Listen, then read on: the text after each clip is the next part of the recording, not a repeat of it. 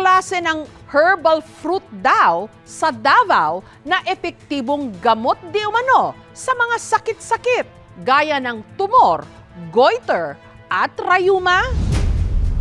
Sa Samal Island sa Davao,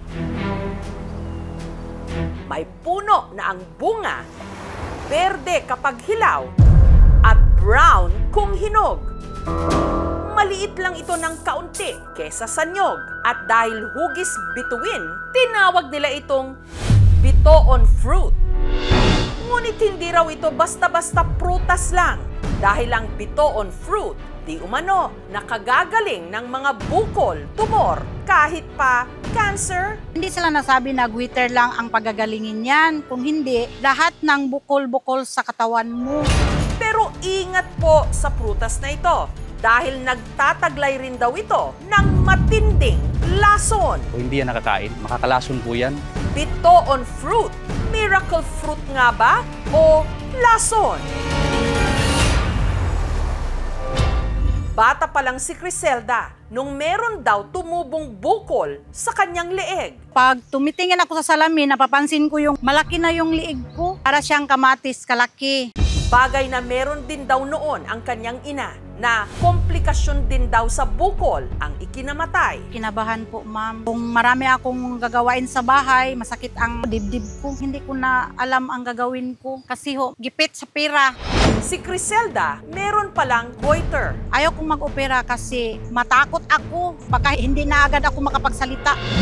Hanggang naalala ng kanyang mister na si Ronnie ang bunga ng isang pinangingilagang puno sa kanilang isla. Ang dami kasi nagsabi na yung bituon na yun, parang may lunas. Hindi sila nasabi na goiter lang ang pagagalingin yan. Kung hindi, lahat ng bukol-bukol sa katawan mo.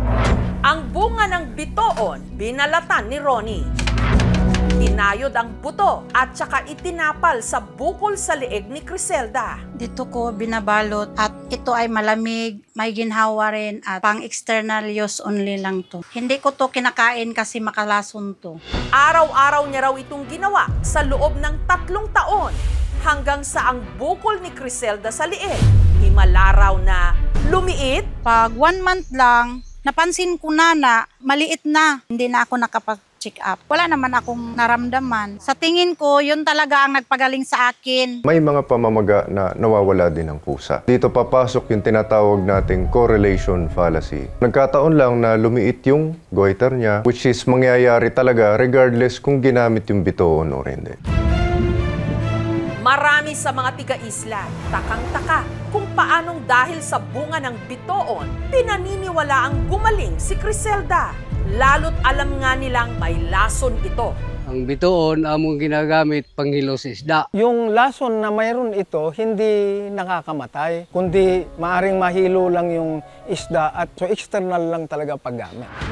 Kaya si Mercedita, lagi raw iniiwasan ang puno ng bitoon sa kanilang bakuran.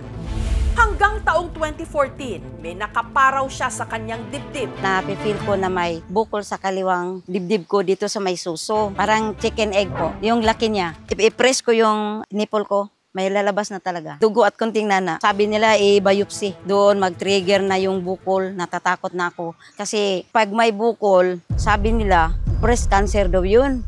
Inirekomenda ng kanyang kapatid na tapalan niya ito ng bunga ng punong pirmi pa man din niyang iniiwasan. Bata pa kami, nandoon na yun. Pero hindi ko alam kung nakakagaling ng mga bukol-bukol. Nung itapal niya raw sa kanyang dibdib. Ang sarap ng pakiramdam, ma'am. Parang sinak niya yung mga dito sa loob. Bukol. Biglang nawala talaga.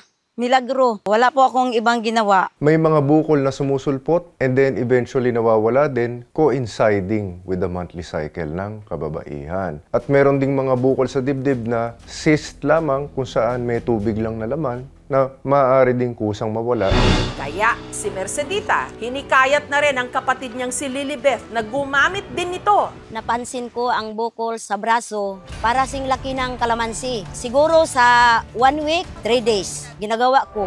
hanggang ang bukol sa braso ni Lilibeth umimpis din daw. Hindi na siya masyadong malaki. Ang pinaka-common na uri ng bukol na ganyan ay tinatawag na ganglion cyst. Yun ay dahil sa pagtutubig galing dun sa litid, dun sa joint. May mga kaso na ito ay kusa ding nawawala, so wala ring koneksyon dito kung ito ay ginamitan ng bitoon.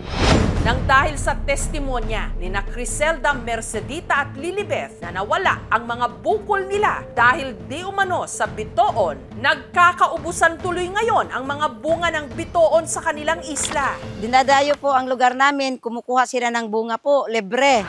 Pero may siyentipikong basihan ba na ang bunga ng bitoon nakapagpapagaling ng bukol at tumor?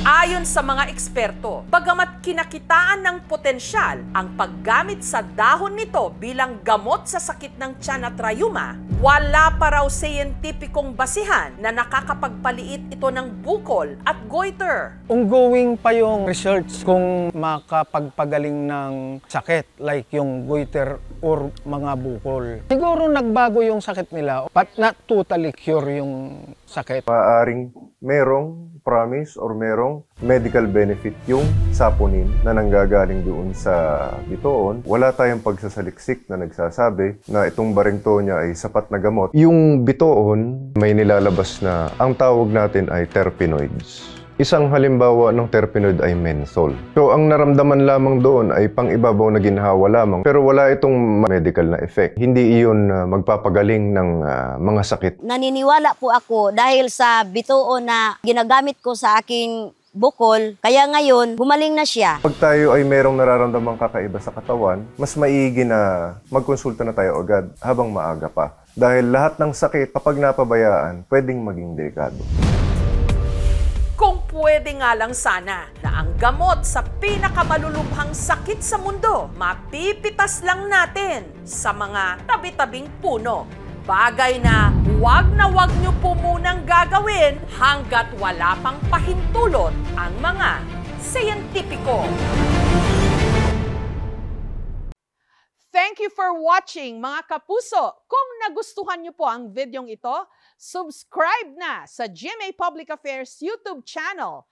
And don't forget to hit the bell button for our latest updates.